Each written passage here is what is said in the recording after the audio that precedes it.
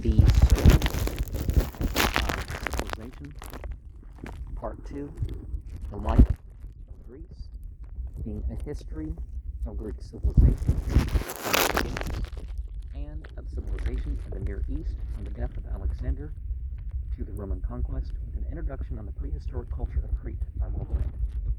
Chapter 8 is called The Gods of Greece, and I'll generally leave it up to you to decide what's meant by that term.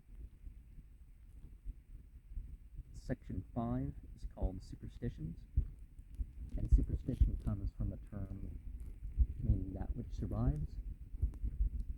And some of these things could have some very materially valid purpose, some psychologically valid purpose, some spiritual truth that they transmit. Between these upper and nether poles of Greek religion, the Olympian and the subterranean, surged an ocean of magic, superstition, and sorcery. Behind and below the geniuses whom we shall celebrate were masses of people, poor and simple, to whom religion was a mesh of fears rather than a ladder of hope. It was not merely that the average Greek accepted miracle stories of Theseus rising from the dead, the fight at Marathon, or of Dionysus changing water into wine. Such stories appear among every people and are part of the forgivable poetry with which imagination brightens the common life. One could even pass over the anxiety of Athens to secure the bones of Theseus, and of Sparta to bring back from Tegea the bones of Orestes. The miraculous power officially attributed to these relics may well have been part of the technique of rule. What oppressed the pious Greek was the cloud of spirits that surrounded him. Ready and able, he believed, to spy upon him, interfere with him, and do him evil. These demons were always seeking to enter into him. He had to be on his guard against them at all times, and to perform magical ceremonies to disperse them. Now, there is the thought that if your consciousness isn't purely on good and true, if your actions aren't purely on good and true in regard to divinity as well, then that allows the demonic a place, and then, eventually an influence. The superstition verged on science, and in some measure forecast our germ theory of disease. All sickness, to the Greek, meant possession by an alien spirit. To touch a sick person was to contract his uncleanness. Our possession, our bacteria and bacteria, are the current fashionable forms of what the Greeks called keres, or little demons. So a person was unclean. The keres had gotten him once for all. When the Greek left a house where the corpse lay, he sprinkled himself with water from a vessel placed for such purposes at the door to drive away from himself the spirit that had conquered the dead man. This conception was extended to many realms where even our bacteriophobia would hardly apply to it. Sexual intercourse rendered a person unclean, so that birth, childbirth, and homicide, even if unintentional. And Islam would differ with that stuff in respect to the believer is never unclean. Certainly a person gets in a state of keep away from, or their body may be unclean because they need to wash up, but sex and childbirth, when done righteously, aren't things that would make a person unclean. Neither would menstruation and all that.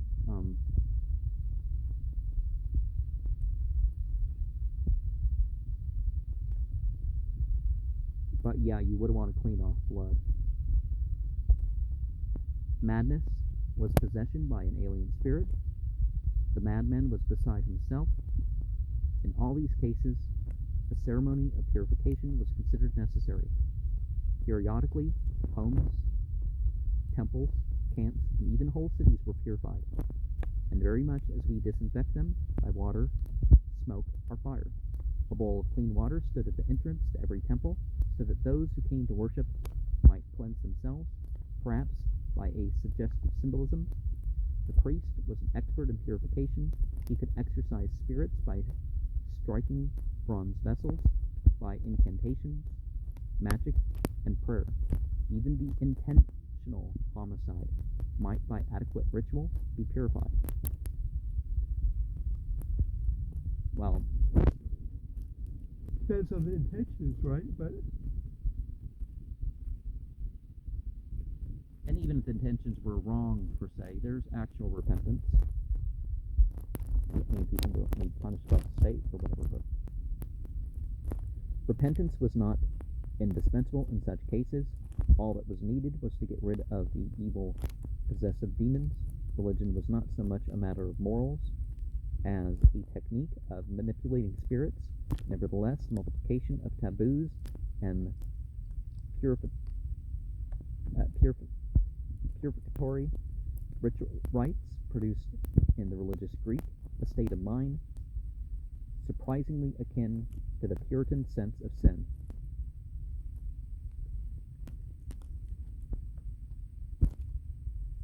The notion that the Greeks were immune to the ideas of conscience and sin will hardly survive a reading of Pindar and Aeschylus.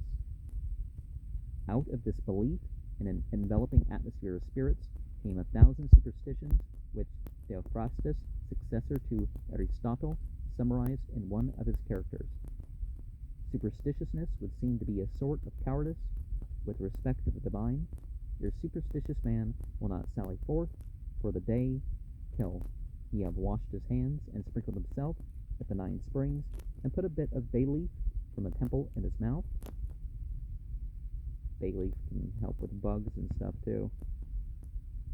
And if a cat cross his path, he will not proceed on his way till someone else has gone by, or he have cast 3 stones across the street. Should he espy a snake in his house, if it be one of the red sort, he will call upon Dionysus. If it be a sacred snake, he will build a shrine then and there. When he passes one of the smooth stones set up at the crossroads, he anoints it with oil from his flask, which relates to the term for Messiah, and will not go his ways till he have knelt down and worshipped it. Well, worshipping with something is not always the same thing as worshipping the thing. If a mouse gnaw a bag of his meal, he will off the wizard and ask what he must do. And if the advice be, send the bag to the cobblers to be patched, he neglects the advice and frees himself of the ill by rites of aversion. If he catches sight of a madman or an epileptic, he shudders and spits into his bosom. The simpler Greeks believed, or taught their children to believe, in a great variety of bogies. Whole cities were disturbed at short intervals by portents or strange occurrences, like born births of animals or men. People were disturbed upon eclipses during the time of Prophet Muhammad, and he,